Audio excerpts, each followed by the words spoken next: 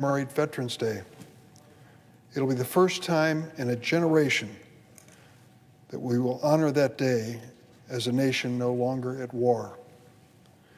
With the conclusion of the war in Afghanistan, the longest war in our history, thousands of American troops have finally come home.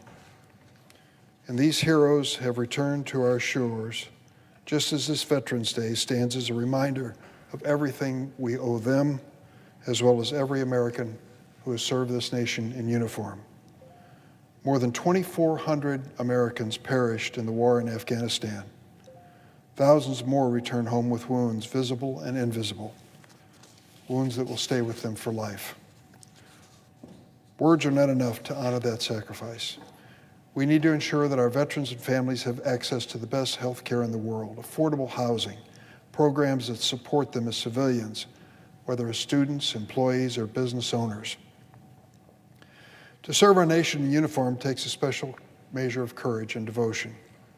For some members of our military, it also takes a great deal of persistence and determination. Let me tell you about one.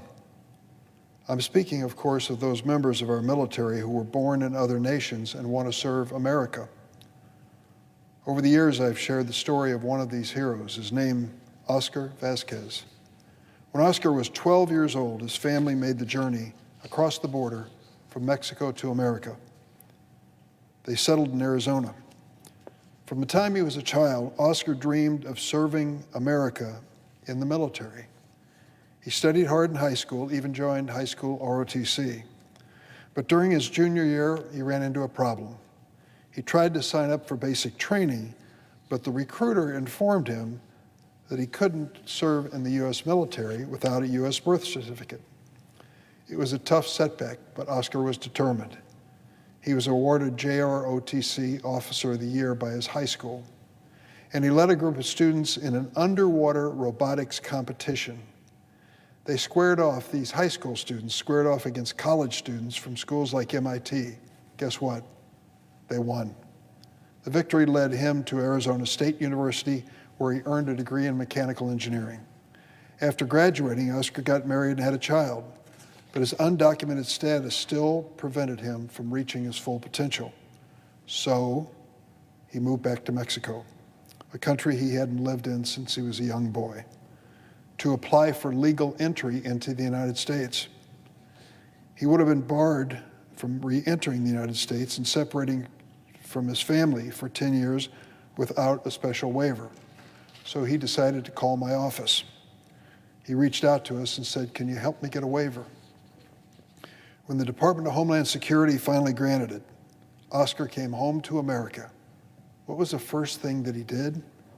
He got his paperwork in order and enlisted in the United States Army. Within 6 months of returning to the United States, he was off to basic training. Oscar served our nation with honor as a cavalry scout in Afghanistan. And today, he's finally an American citizen. We spend so much time around here talking about immigrants in negative terms. You look at Oscar and the sacrifice that he made to serve our nation in the military. This man who came to the United States as a little boy knew what his goal was, and it was to risk his life for this great nation. When I hear some of the speeches given on the floor, one yesterday about how the United States is going to give $1 million to every one of these undocumented people, I think to myself, these preposterous, outlandish, exaggerated stories that are told about these immigrants belie the real determination which many of them have to come to this country and make a difference in their lives and a difference in our future. Oscar is a living example. Oscar, like so many others, fought for our nation in every war in our history. But even those who are ready to risk everything for America, for them, our immigration system still is broken. During this pandemic, thousands of DACA recipients and undocumented immigrants have actually helped save lives across America. They didn't enlist in the Army. They used their skills as doctors and nurses and paramedics and respiratory therapists. They may have saved a member of your family, these immigrants. And on farms throughout the country, thousands more perform backbreaking labor to put food on our table. Donald Trump's administration classified them as essential workers. I think, for once, President Donald Trump was right. The pandemic has proven how much we depend on immigrants. As members of the military, first responders, and ag workers, we couldn't function without them. That's precisely why reforming our broken immigration system is an integral part of President Biden's Building Back Better. And as the Senate finalizes the budget reconciliation package, we must include protections for immigrants like Oscar Vazquez, who have given everything they can to America. If we want to rebuild our economy and drive its growth for years to come, we should begin by ensuring that immigrants can earn their place in the American story. How many examples do each one of us know in our own families and other families where these immigrants came to America with literally nothing? Many of them couldn't speak the language and went hard at work to establish a life, a family, a community, a business that ended up helping the entire nation. Immigration reform could boost our nation's GDP by more than $1 trillion over the next 10 years, hundreds of thousands of new jobs. And don't buy this theory that it's zero-sum when it comes to the creation of jobs. We have found over and over again that a determined, hard-working person takes a job and helps create a new job in the process. It happens with the creation of business and the creation of jobs over and over again. It's far past time to reform our immigration system. With the Build Better package, we can finally get it done. Mr. President, on the topic of budget reconciliation, we're on the cusp of an historic accomplishment. This Build Back Better agenda is part of a great American tradition, marshaling our nation's resources and ingenuity to build a better future for our country. This is the strategy that drove our victory in World War II and the Cold War and our dominance now in the age of information. But years of gridlock have left us at risk of falling behind. Our competitors on the global stage, like China, sense an opportunity. They look at the same statistics we view, and those statistics tell a sobering story. For example, America used to lead the world in the best roads and bridges, but today, according to the World Economic Forum, we rank 13th. How's that for a slogan? Our nation has also fallen behind when it comes to educational attainment. We rank 35th out of 37 major countries when it comes to investing in early childhood education and care. And our economy is the most unequal it's ever been since the Gilded Age, leaving behind millions of American families who are struggling to pay their bills. The Build Back Better agenda, inspired by Joe Biden's administration, is a once-in-a-generation opportunity to restore the American promise. It will create millions of jobs and ensure every family has a chance to live in dignity and protect our children and grandchildren's future. Sadly, like the American Rescue Plan, we still don't have a single Republican who will step up and join us. I hope that changes. In my home state of Illinois, the Build Back Better package is life-changing. It'll fund high-quality child care for more than 750,000 children. I've told the story before of how when my son Paul learned that his wife Tanya was going to have a baby, they called the grandparents right away.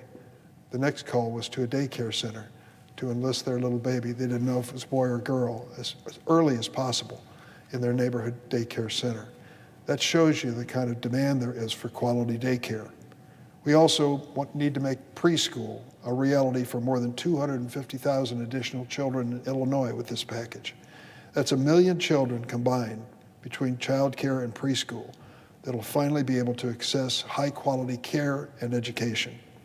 The Build Back Better package will also prevent hundreds of thousands of kids from going hungry, and it'll give low-wage workers in my state a tax cut of up to $1,500 a year. How's that for a change? 4 years ago, under the Trump administration, the Republican priority was a tax cut for the highest income Americans. Our priority, the Democratic Biden priority, is a tax cut for working families and lower income families to give them a fighting chance to make ends meet. These are just a few of the provisions included in the Build Back Better package.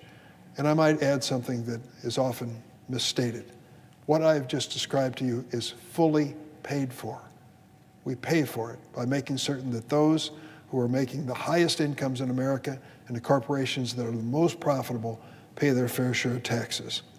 This is policymaking at its best, fair and fiscally responsible. Yet when our Republican colleagues hear how these investments will ease the burdens on working families, They seem to have one takeaway. It's the one thing we hear from them over and over: socialism. I mentioned that Build Back Better agenda is part of the great American tradition. Well, that word socialism is part of the American tradition too on the Republican side, but it's one that hasn't stood the test of time. Let's look back at history to how many times the word socialism has been thrown around. During the Great Depression, President Franklin Roosevelt proposed social security to protect the elderly from financial ruin.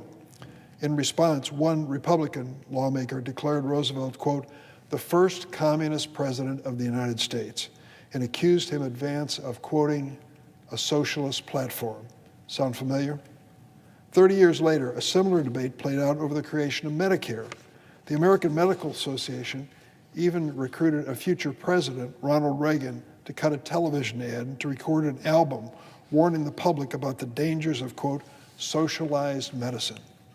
Well, more than a century later, the vast majority of Americans are still covered by private health insurance, but Medicare is one of the most popular programs in America. Can you imagine where American seniors and families would be today if we'd listened to those socialist denunciations of Social Security and Medicare? One more example from the Great Depression. Joblessness in America reached 25%. Congress was considering the creation of America's first unemployment insurance system. A congressman named Samuel Dickstein decried the idea of unemployment insurance as, quote, out-and-out communist program. Now you need to hear the rest of the story, because years after he made that declaration, it was discovered that Samuel Dickstein was a Soviet spy. Time and again, the claim of socialism has been bandied about to oppose common sense policies that help working families get by. Now as then, these claims have no basis in reality. It's a smear tactic that is once again being used to frighten Americans and distort and derail a meaningful debate.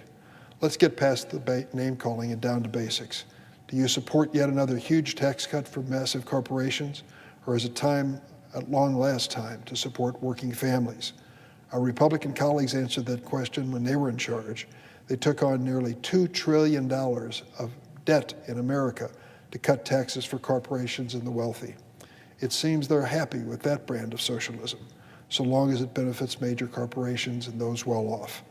Democrats believe in putting working families first, which is why the Build Back Better package includes the biggest tax cut. Let me repeat that. It includes the biggest tax cut for working and middle-class families in American history. And we believe in making smart investments in good-paying jobs. We have an opportunity to do all this by enacting President Biden's Build Back Better agenda. Let's continue this great tradition and fight off the charges that we're somehow lapsing into socialism. I yield the floor. Mr. President.